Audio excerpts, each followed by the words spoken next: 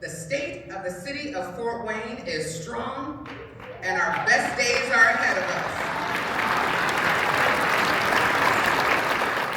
us. All right, I'm back at the office. I want to cover everything we just listened to. There was a lot to break down. Definitely some, politician speak, but there were some big announcements, and I want to overview those. And I also want to do the news update because those have been getting great reviews, and thank you so much, everybody, for watching. So, jumping into State of the City, Mayor Tucker did a good job overall. I feel like, she tries to be a uniting voice, not overly divisive, and she's got a couple things that she's clearly trying to hang her hat on for re-election. So I want to cover some of those. She came out of the gates. First thing she talked about, family and friendliness of the city, being family friendly and just being a friendly city. Those are two things that Fort Wayne is, and I think it's important to keep a focus on that to make sure that that's, kind of our identity going forward. It's definitely what brought me back into town, and it's what's bringing a lot of people here from out of the area. Even people who don't have families still appreciate the culture and the environment. So I thought that was pretty cool that she opened with that. She talked about, having a focus on young adults, as well as mental health. I know that there is, I forget the name of it, I didn't write it down, but there's basically an advisory group that she has of young people.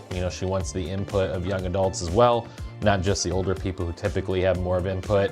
There's gonna be a focus on mental health. There's gonna be some initiatives for free and also low-cost mental health care, trying to keep that focus moving forward for people in the city. They're gonna invest $1 million from the opioid settlement. I guess there was a big opioid settlement. I covered that a while back, but they were gonna be investing $1 million from that into helping people, basically through rehabilitation, chemical dependency, that kind of thing. She hired a homeless services manager. Homelessness, or unhoused as they call them, is going to be a big focus as well, because if you've been downtown, there definitely are a lot of homeless people around downtown, and if you're trying to improve your downtown, that's definitely not going to help. And then you also want to have compassion for those in need. So there's a new homeless center that's coming, and she hired a homeless services manager, as I mentioned. So I'll touch base on that center in a minute. Focus on neighborhoods. That's kind of always been her thing, is neighborhoods. So there's going to be new funding projects for both infrastructure and coordinating, new developments in these neighborhoods, trying to keep our neighborhoods invested in and keep them up to par. They announced a new Heart of the City award for outstanding citizen. Their new website is called Engage Fort Wayne. They're trying to be a little more forward thinking with their web presence, which I do think is a good idea. Parks and Rec Department, she thanked them for all their good work. They did over 90 park improvements in 2025, and they have $4 million slated for investment this year. If you know me, or if you've been following my content, I'm a huge fan of the parks. We go to different parks every weekend when it's warmer. I love taking my kids there. I think it's a wonderful benefit to the city. Even if you don't directly use it, I think having wonderful amenities just creates a better environment for everyone. So park investment is something that I fully support with tax dollars. They're gonna focus on Headwaters Park. They're gonna be doing some renovations there. Packard Park and Reservoir Park near downtown on the south side. Public Works, they did $41 million in investments last year. This year they have $37 million, so a little bit smaller budget. They are putting a new bridge over Coliseum to connect the Puffer Belly Trail. It looked pretty cool in the photos. I'll see if I can link to some of those now. Overall crime was down 13%. Violent crime was down 14%. And property crime was down 13%. Our homicide clearance rate was 97%, which she said is well above the average for medium to large size cities. And they are continuing to recruit for new police, continuing to invest in police officers. That's something that she believes strongly in. Animal control, they're going to continue to invest in that. Last year we had over 3,000 animals adopted through the animal control. That's a huge number and very cool. Also, she talked about, trying to attract more people into town. Last year we generated over $1 billion in revenue and had over 9 million visitors.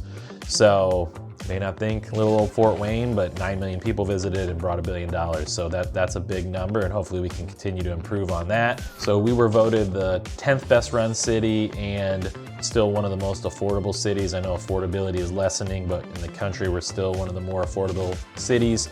And the average wage for new jobs created last year was $82,000. So That's pretty awesome. That's a good number for our market, and that's a good sign. Due to the SB1 bill, she touched on that basically limits property tax increases.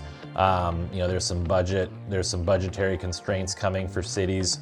This was one thing that kind of stood out to me as a negative that she talked about, is that it was kind of a throwaway line, but she basically said we can't cut our way out of this. My thought is like, there's probably something we could cut. Maybe it's ignorant speaking, and maybe I don't know enough about it, but to just make a blanket statement like we can't do any cuts seems bold. But again, she's gonna know more about it than I do, but that was one thing that stood out. But her point was they're gonna focus on growth and revenue generating instead of just trying to cut and save. They wanna grow the pie bigger. And one of the big ways they're gonna do that, and we've touched on this project before, the North River development, the sports complex, it's gonna be 160,000 square feet. It's gonna host 27 weekend tournaments with 150,000 visitors each year. They're estimating that's gonna generate 136 million in economic activity. She hasn't explicitly said this, but I feel like she's kind of hanging her hat on this project for re-election. If this is a home run for her, that's gonna really usher in a lot of support to get her reelected. Also, the city's gonna be investing in what they call a lot to love. There's some infill lots and lots that have been sitting vacant. The city's gonna try to build some affordable housing on those. I think probably some smaller houses, try to keep the pricing down. One of the big news announcements, Chuck Surak or Surak Enterprises, they're bringing a grocery store downtown. So that's been one of the biggest gripes since I moved back, I think, was no grocery store downtown. So they are looking to bring one downtown, and they think that's gonna be ready in the first quarter of 2027. So that was one of the big announcements. And just kind of wrapping up her talk, something I actually really appreciated was, and she said, you should show gratitude. And I thought that was pretty cool. It wasn't like saying you should be grateful for what we do. Is more of like, hey, we got a lot of good things going here. Let's focus on gratitude. Let's focus on respectful disagreement. It was kind of how she wrapped it up. So I personally really appreciated that. Even if it's just talk, it's at least talk that you don't hear very often in politics. So overall, it was a good state of the city address. I always enjoy going to those. I see people I know. If you've never been, I recommend checking it out. So we've got some news articles to cover. We've got a lot going on. Starting it off, Fort Wayne Redevelopment Commission and Sweetwater came to an agreement that Sweetwater is going to be expanding their warehouses, expanding their fulfillment center. So that's huge news. This agreement is going to help. The city is going to obviously need to bring in infrastructure and that kind of, plumbing, utilities, that kind of thing. The public infrastructure improvements are expected to cost around $6.2 million, but the expansion is going to create $3.4 million per year in new property tax revenue within the next 5 years. They're going to add 170,000 square feet to their warehouse. It's going to create 300 jobs at Sweetwater and also 75 temporary construction jobs. So this is a very big project with a lot of implications. Sweetwater's current distribution center is about 524,000 square feet and has 260 solar panels on the rooftop. So this is going to be a big expansion with another 170,000 square feet. It's almost 50% of what it was, so probably more like a third.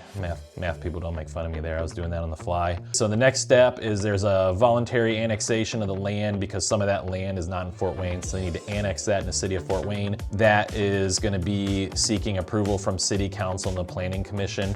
My take overall, this is a good thing. Like, I think we're lucky to have Sweetwater here. It brings a lot of jobs. It brings a lot of people locally. It brings visitors.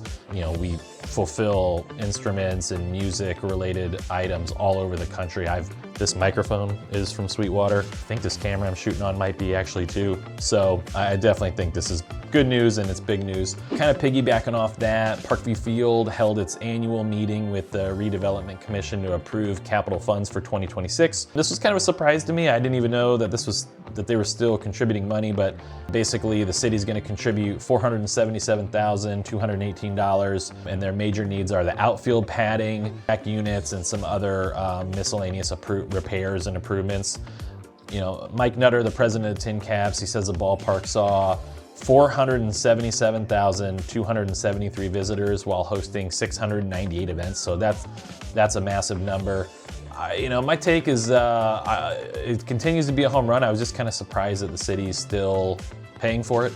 You would think that if this business was, massively successful, that they would be supporting their own thing. But again, this could be above my pay grade. This could have been something that was agreed to many years ago. So it was a little surprising to me, but at least it sounds like things are moving right along. Kind of a big announcement, Canterbury Green Apartments have sold. They sold for $207 million, 207.7. CBRE was the group that organized the sale and said this is the largest single asset multifamily sale in the history of Indiana. So that's kind of why it was a big deal. So these apartments were built from 1969 to 1978. They have about 2,000 units, a golf course, swimming pools, theater room. They have an on-site restaurant, a lounge, racquetball, tennis courts, and other outdoor recreation areas, located right next to Purdue Fort Wayne. I thought that was a big number. I think it's a big deal. It was pretty cool to see that big of a number go. If you're from Fort Wayne, you grew up around here, you probably have some memories at Canterbury Green at some point. I had some friends that lived there in college. I went to Purdue Fort Wayne, IPFW at the time, and so many shenanigans there. I remember when we would get locked out and we would scale the brick wall and go in through the balcony. Just too many stories that I can't share on this platform. So the city of Fort Wayne is going to be expanding their trails network. They've already been developing that, and they're just announced some new sections that are going to be added. And this is being done in advance of the New Haven Field House. That's the big sporting complex that we talked about a while back. Kind of similar to the North River one downtown. It's going to host a lot of tournaments, going to bring a lot of people to town. So what they want to do is create a trail, a widen a walkway, biking, hiking, rollerblading, all that, to connect to downtown New Haven. So that way, they're kind of getting those people to go spend money in downtown New Haven. So I think that's a good thing. When this is done, it'll connect the New Haven district, which is the multi-million-dollar complex anchored by the Field House, and they're trying to attract regional youth sports. Groundbreaking on the Field House is expected to start pretty soon, spring of 2026. New Haven Community Director Zach Washler said that we're talking about potentially thousands of people coming to New Haven on a weekend for a sports tournament, and they want to be able to drive them to restaurants and stuff. They don't want them to be stuck on site there. They want them to be able to walk over or ride bikes over or whatever, spend money that way. The current Lincoln Highway Trail will act as a portion of the Fieldhouse Trail. So in spring of 2026, construction's beginning on the portion along Minnick Road and Lincoln Highway to State Road 930, and then that'll be done by summer, and then they'll start the next section. Also conducting, the city's doing like a Safe Streets initiative. They really want to focus on pedestrians, cyclists, drivers, like making sure everybody's safe, but also trying to create connectivity, which again, I think is a good thing. Okay, and as we talked about at the top of the video, Mayor Sharon Tucker and the Fort Wayne Housing Authority announced a new homeless shelter. They are going to be opening Hillcrest Commons. This is a multi-million-dollar permanent supportive housing development designed to serve adults experiencing chronic homelessness, as well as some other at-risk individuals. This is located at the vacant Hillcrest School on the south side of town. 3 stories, energy efficient apartment buildings, spaces for connection and wellness, community kitchen, fitness room, resident lounges, shared laundry, a dedicated site for deliveries. There's also off-street parking and a courtyard, as well as a garden. So it'll have security features, including a single point of access, locked entry doors, cameras, lighting, on-site staffing. Overall, I think it's a good thing. I mean, the homeless problem is really complicated. Everybody's got opinions on it. I haven't heard a lot of solutions.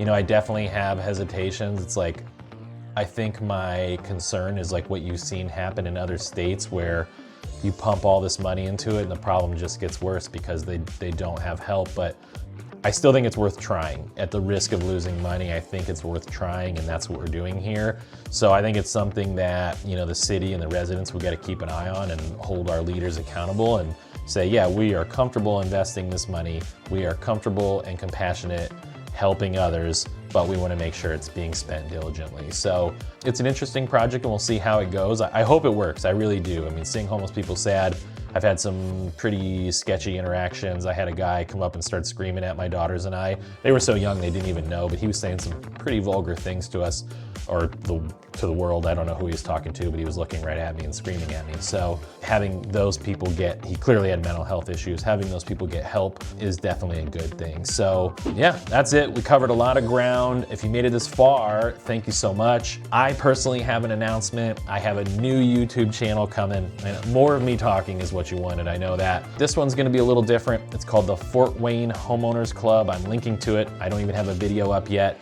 but I'm getting the process going. It's gonna be focused strictly on homeowners, all thing home ownership, all the things you need to know, from how to improve the value of your house, how to stage your house, how to do landscaping, how to save money on insurance, how to save money on if you refinance. So I'm pretty excited about it. It's gonna be a lot of work. I'm not ready yet. I'm probably announcing it a little early, but I'm excited and I can do what I want. So Fort Wayne Homeowners Club, be sure to subscribe to that. Just be a little patient on me getting videos up. If you are moving to the area and you need help buying a home or you need help learning the city, I would be honored to do so. I want to be your real estate agent of choice. Please make sure to use the links to reach out to me, or feel free to give me a call or shoot me an email. Thank you so much for watching. I really appreciate it. Please leave a comment. Let me know what your thoughts are on these topics. I want to create dialogue, not just me talking. I want others to see input from other people, and catch us on the next video.